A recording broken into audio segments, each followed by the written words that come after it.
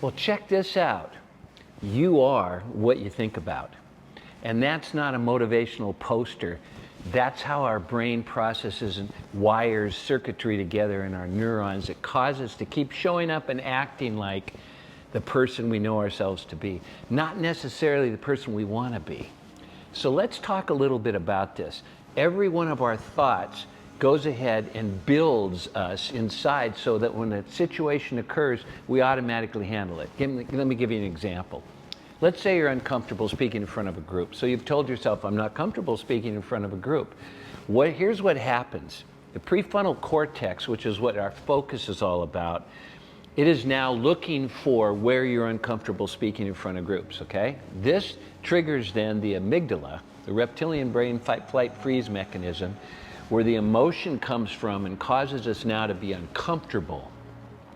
And then the third thing that takes place is the reticular activating system, which connects our spinal cord to the brain.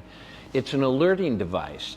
And now that we've determined what's significant, because that's what it pays attention to, when I say, is there any color red around you, you're looking for the color red, not green. That's how the reticular works. So if I say I'm uncomfortable speaking in front of groups, not only do I start to visualize that, I start to emotionalize it.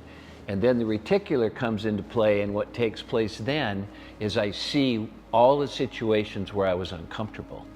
Now, this is what's so exciting. This is how we recreate ourselves with the same situations, but we talk differently to ourselves.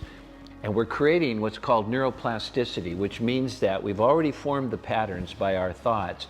Now we're going to form new patterns. So I really feel comfortable speaking in front of groups. I know it's a contradiction. You're not lying to yourself, but the brain doesn't know the difference between what you imagine and what's actually occurring. So in advance, and we've discussed this before, you start imagining yourself being comfortable speaking in front of groups.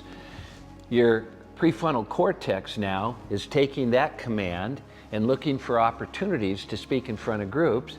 And then the amygdala now has relaxed itself, and you're starting to feel good about that opportunity. You're starting to imagine how wonderful it is.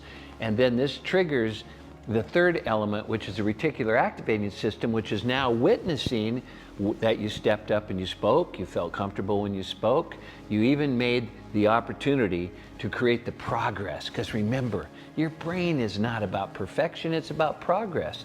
And every time you take a step forward into how you want it to be, you've really given yourself the opportunity to feel good about the visualization that you made in advance. So we definitely are what we think about. What are you thinking about? Is that what you want to become? That's the key question to ask to make sure your thoughts are in alignment. Thank you for your time, and I look forward to the next opportunity to get together.